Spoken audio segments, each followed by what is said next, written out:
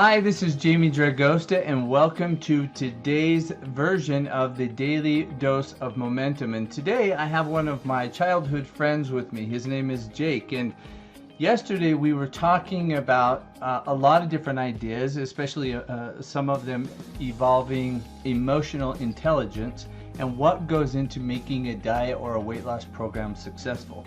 And we both agree that there are a lot of different versions, a lot of different roads to get to Rome, as they say. And we know that no matter what diet program somebody actually chooses, that diet program can actually work and stay with it. But there's two problems with it. First problem is it may not be the right diet for you. And the second problem is it sustainable? Because as soon as you go off the diet, we know that within approximately 1 to 4 years, not only have you gained the weight back, but you've gained about 20% more fat back. So it all boils down to something that you can do long term, and that boils down to our thoughts and our mindset. So this is what Jake and I were talking about. So one of the things that we're discussing this morning is how our emotions can affect the roller coaster ride of life, but also the roller coaster life of losing weight. So let me introduce my friend Jake. Say hi, everybody, to Jake. Hey, buddy. Oh. So Jake, we were talking about. Well, first of all, let's just start talking about why people want to diet. What is the initial desire, do you think? They're unhappy where they're at. In life, what do you mean? Expand on that. Well, if we're literal about it, they're unhappy with their physical appearance and how they feel. Okay. So just basically a low self-esteem about themselves. Oh, it definitely lends to that for sure. Yeah. Okay. And so so I just kind of in the intro talked about how a lot of people in a very, very short time stop doing the diet and kind of revert back to their own habits. What's your take on that? As to what happened? Yeah, why they go from a state of I'm ready, I'm gung-ho, I want to do this, to a very short time period later, all of a sudden they stop doing the diet, and now that they find themselves, in most cases, in a worse situation. I can only, from my point of view and what I've experienced times past is the first, when I would get to a point of starting a new diet, I was ramped up, my head was in the game, I was excited, I was ready to put forth the energy to get it going. And so right there, I already have some momentum going to start me off. So, and you're saying what brought you to that point of momentum, or the tipping point, was kind of, you're just not happy in your own skin. Yeah, and I came to a point where I knew that I wanted to change things. I wanted to lose, in that situation, I wanted to lose weight. Okay. And so it's easy. One of the things I noticed, once I put my mind to it, I'm ready to start, and I can start immediately. Where I got tripped up was when the honeymoon, if you want to call it, the excitement of what happened ends. And then it becomes a day-to-day chore for me to stay on track of that particular diet that I was on. Sooner or later, one mess up and my head already not in the game, and I found myself going back to old habits. So your trip up was a sense where it was becoming a little bit mediocrity, and then you stumbled over the rock called shame and guilt?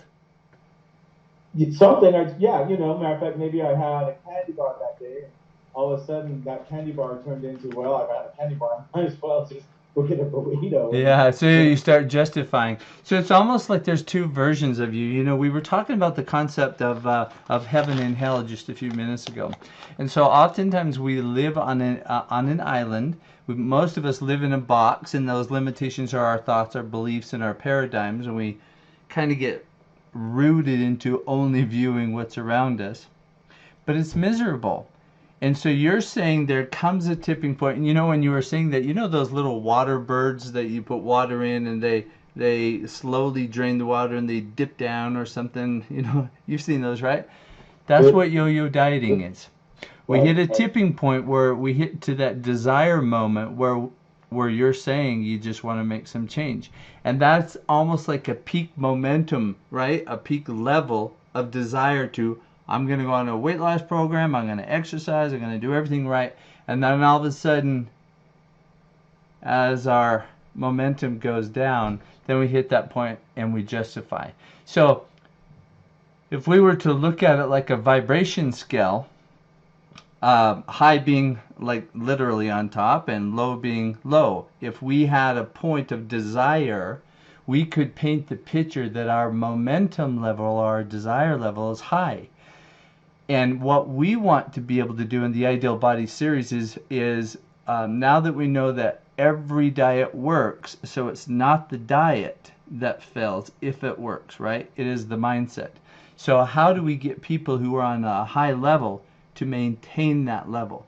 And that's making that shift from the hell island to the heaven island.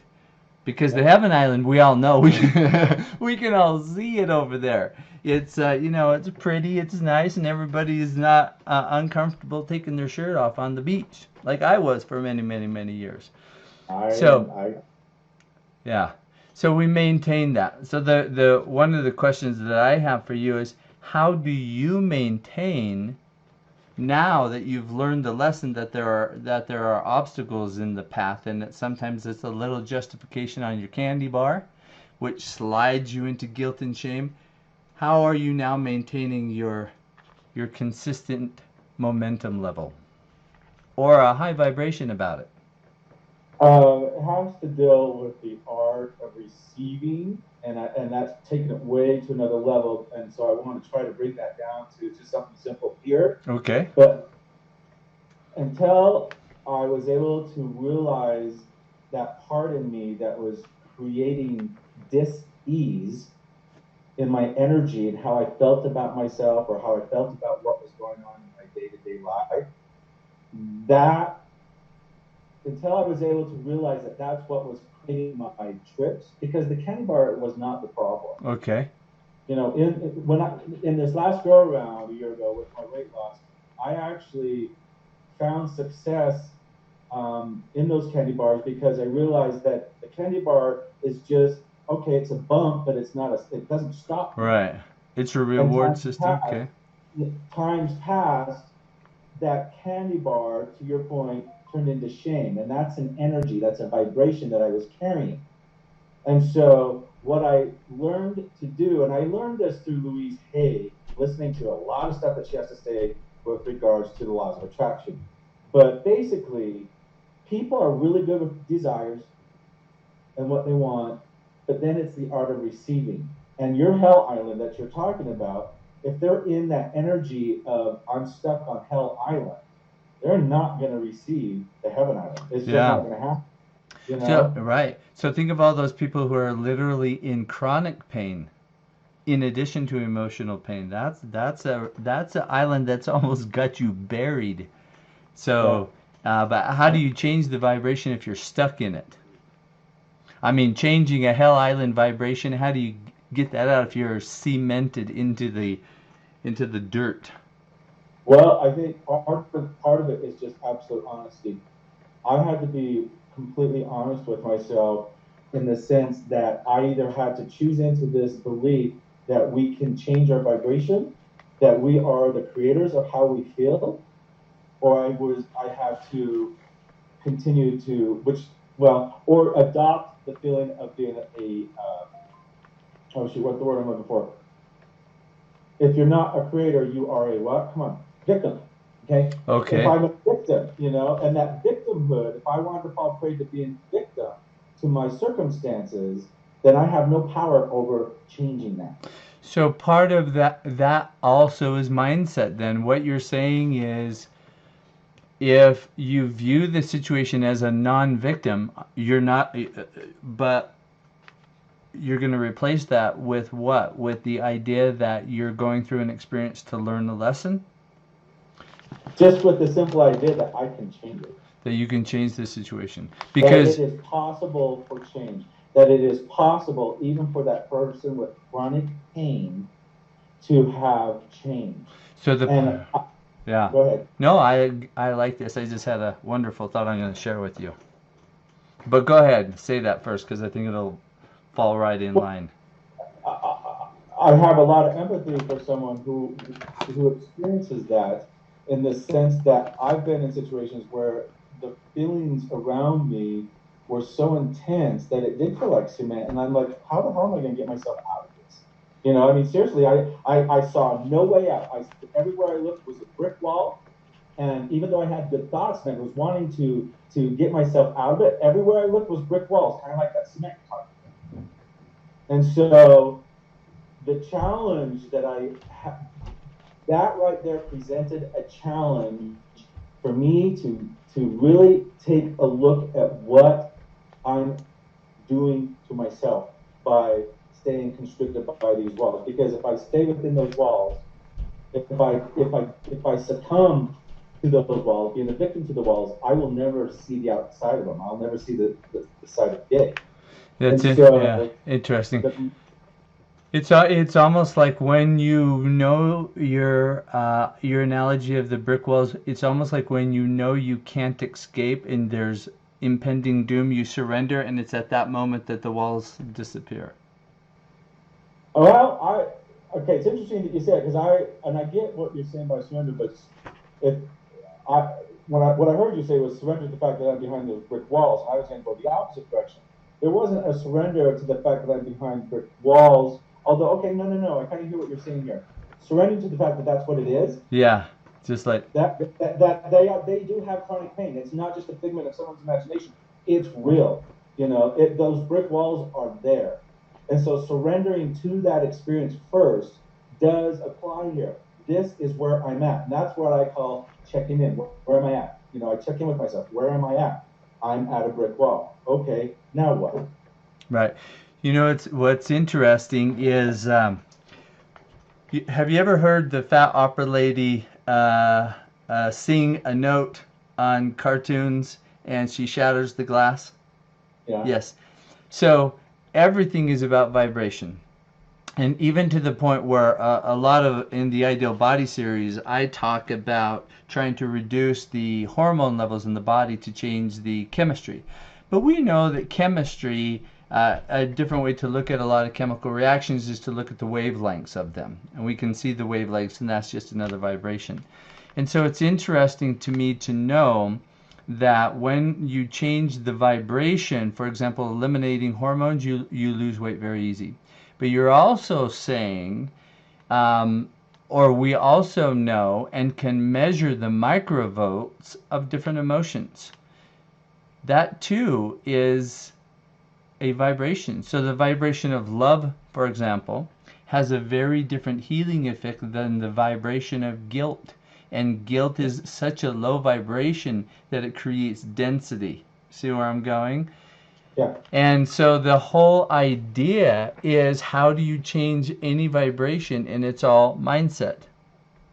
Because even the thought of feeling I'm trapped by a brick wall is a mindset. At least in that moment, somebody's having a Yeah. mindset. And they Right. changed their vibration and their problem was healed. Okay. Okay. Okay. I'm hearing you. When I hear mindset, I also think of the feeling attached. So I go to the feeling of what that mindset is. I don't go to the mindset necessarily. I go to what I'm feeling, because that's the vibration. The feeling, what one's feeling, is the vibration. That is the outcome of what the mindset has been creating. Yes. So feeling is intention. Feeling is, what? Because the reason I was going to go back to this is, um, where you had mentioned that a possibility. You get to that point where you feel closed, but your possibilities are limited, and that sometimes gets us to that state of Well, doubt or doom or shame or whatever.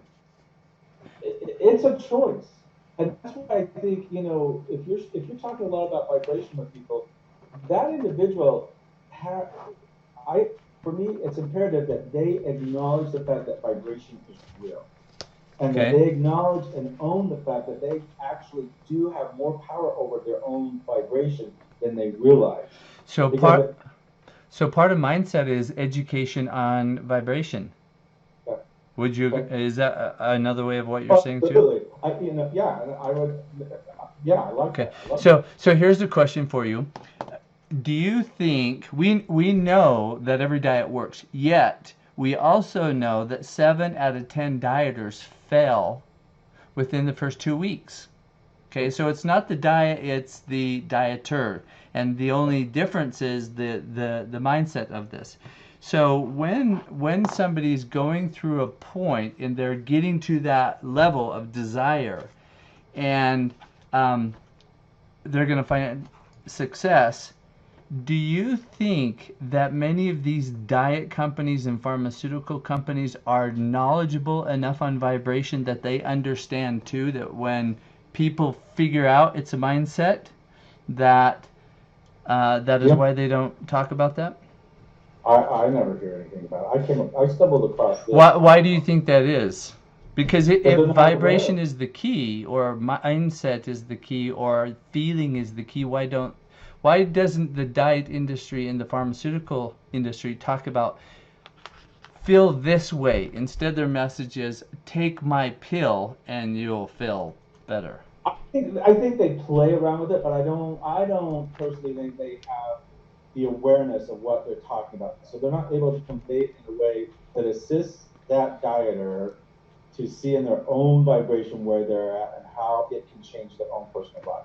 They just Interesting. don't. I've never heard anyone talk about it in a way that actually assists that person to go where they get that light bulb moment. Right. I've never heard it. Yeah. In fact, I'll tell you what. I'm going to make this a little bit more interesting. I'm going to say that these pharmaceutical companies and a lot of doctors and a lot of weight loss and fitness companies do know that, but they don't make any money off that. So what they will do is they will sell us products that we know doesn't work long Well, term. they sell products that work enough to keep you hooked. Yes, it's almost like an addiction. Okay, in fact, you know what?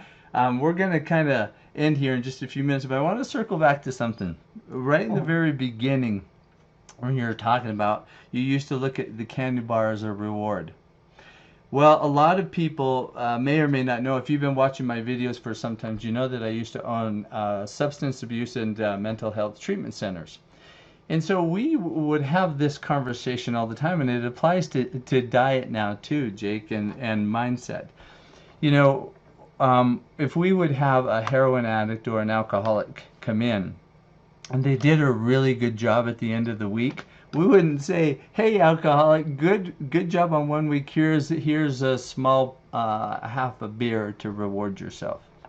We don't do that. So when one chooses to be in a vibration, it's a choice. It becomes a lifestyle choice, right?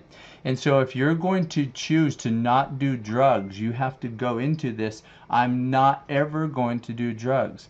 But at the same time, if I'm on a diet and I'm rewarding myself with known triggers that trigger shame or guilt or any of those lower vibrations, it's going to unravel the work, and it unravels it right back to losing the desire. Yeah, I hear where you're going with this, but I'm going to play with this for just a second. Okay. Because, and not with the drug area, because I don't have any experience, personal experience in the drug area, but in that candy bar moment, Right. because for my healthy weight loss, if I had a candy bar a day, several days during the week, I would not see success. Okay. But what I found, and this is where I chose to shift my awareness around me, was there's no shame in that candy bar. The shame comes from this this belief that I've screwed things up. Oh, I messed up. I didn't do it perfect, and there we go. It's down to 2. And one of the things that I started to work on in that situation was, if this is going to be a lifestyle choice, then I get to accept that sometimes shit happens, and not to let that derail me from the end game. And Okay. so my aware, so because you're right. I mean, if we had candy bars, if I ate enough of them, game over. Yeah, But I it's a found hook. that if I had one, and candy bar is just referencing to the fact that maybe I tried something. Sure, whatever. This, Yeah. we're just using it more as an emotional Yeah. symbol Walking hook. through Costco and they were giving away free food, I mean, Right. I wanted to taste it, and times passed. Oh, I messed up. Instead, it's like, okay. And I looked at my situation on a daily situation. Okay, today we had a few triggers or something that kind of slowed down the momentum. Tomorrow starts a new day. It's another new day to start fresh and to continue on with that desire. Right.